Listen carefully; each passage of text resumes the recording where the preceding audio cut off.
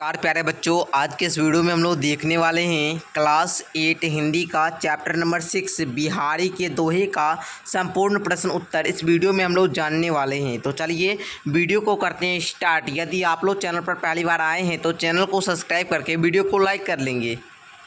तो बच्चों यहाँ से आप लोग का जो प्रश्न अभ्यास है वो शुरू होता है, ठीक है ना। तो हम लोग एक एक प्रश्न को हल करेंगे। उससे पहले मैं आप लोग को एक छोटी सी जानकारी बता दूं कि मैंने अभी आप लोग को साइंस का जो है ये चैप्टर 7 तक ये कंप्लीट करा दिया है। अगर वीडियो नहीं देखें तो जाकर देख लीजिए। इस वीडियो के नीचे डिस्क्रिप्शन में आप लोग को प्लेलिस्ट का लिंक मिल जाएगा साइंस का। साथ ही हिंदी का चैप्टर 1 से लेकर 5 तक का इस बीच हमने 1 शॉट करवा दिया है, उसको भी जाकर देख लीजिएगा। इंग्लिश का भी हम कंप्लीट करवा दिए और साथ ही मैथ का जो हम लोग का जो चैप्टर 1-2 है इसको भी हम कंप्लीट कर रहे हैं। अगर आप लोग चैप्टर 1 का कल क्लास हुआ था, अगर नहीं देखें तो जाकर देख लीजिएगा। उस वीडियो का लिंक इस वीडियो के नीचे डिस्क्रिप्शन में क्लास 8 मैथ का लिंक के नाम से मिलेगा, वहाँ से जाकर देखेंगे, ठीक है। तो चलिए हम लोग अब क्वेश्चन को देखना शुरू करते हैं। फर्स्ट क्वेश्चन कहता है पाठ से, ठीक है।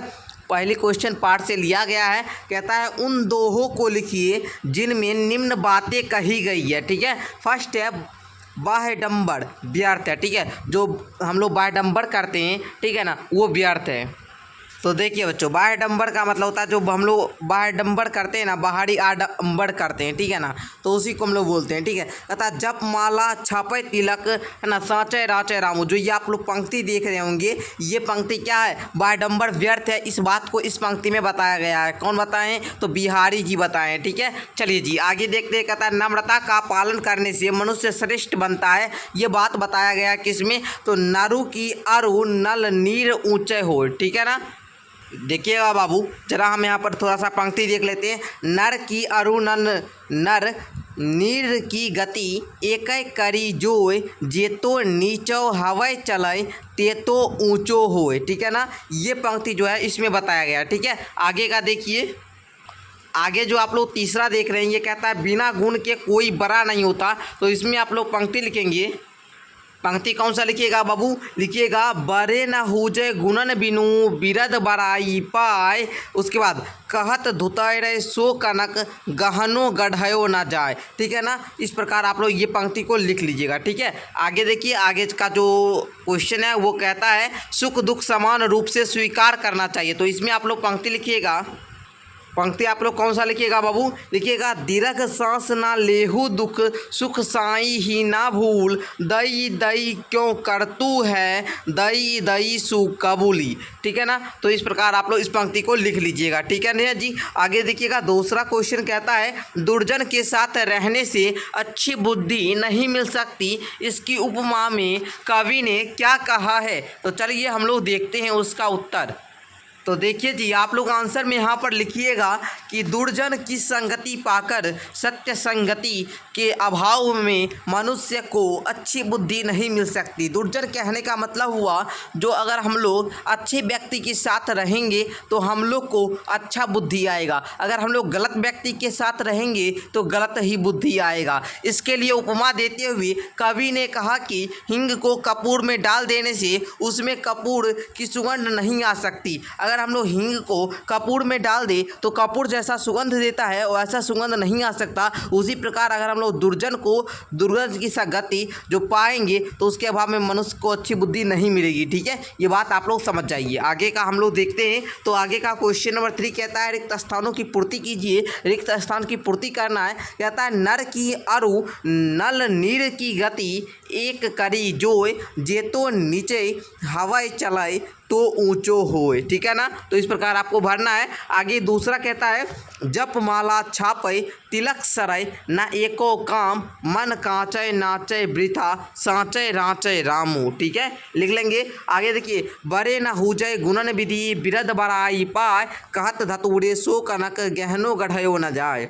ओके, आगे देखिए दीर्घ सांस ना लेहू दुख सुख साई हिन भूल दई दई क्यों करतू है दई दई सु कबूल, ठीक है ना। इस प्रकार बाबू आप लोग भर लीजिएगा। ये आप लोग का रिक्त स्थानों की पूर्ति क्वेश्चन नंबर 3 तक आप लोग बढ़िया तरीका से क्लियर कर लिए होंगे। अब हम लोग क्वेश्चन नंबर जो आगे है पार्ट से आगे का इसका देखते हैं। फर्स्ट क्वेश्चन कहता है गुण नाम से ज़्यादा बड़ा होता है कैसे? लिखेंगे नाम से कोई गुणवान नहीं होता। जैसे धतूरों को भी कनक कहा जाता है लेकिन उसका गहना नहीं बन सकता। जो धतूरा होता है ना, इसको भी हम लोग कनक बोलते हैं लेकिन हम लोग धतूरा का गहना नहीं बना सकते बाबू। इसलिए नाम से कोई गुणवान नहीं होता। अगर वो अच्छा पहनावा पहन रहा है, ठीक है, अच्छा वस्त्र पहन रहा है तो वो गुणवान नहीं है। उसकी आप लोग पर्सनैलिटी से आप लोग उसका गुणवान नहीं पता करेंगे। उसका स्वभाव कैसा है, वो किस तरह बिहेव करता है लोगों के साथ, उससे हम लोग उसका गुणवान बोलेंगे। ठीक है, जिस प्रकार धतूरा का आप लोग नाम जानते होंगे कनक, मतलब क्या, सोना,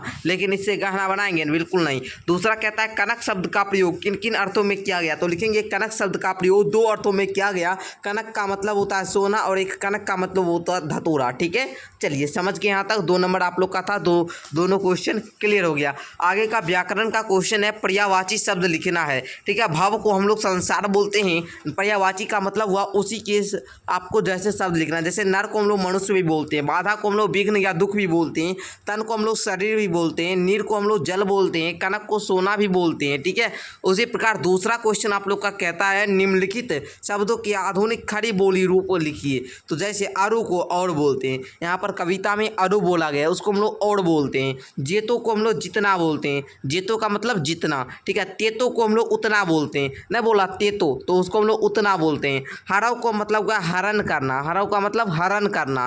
वृथा का मतलब हुआ व्यर्थ, वृथा का मतलब हुआ व्यर्थ। गुणन का मतलब हुआ गुण, गुणन का मतलब हुआ गुण। बिनु का मतलब हुआ बिना, उस बिनु मतलब क्या, उसके बिना।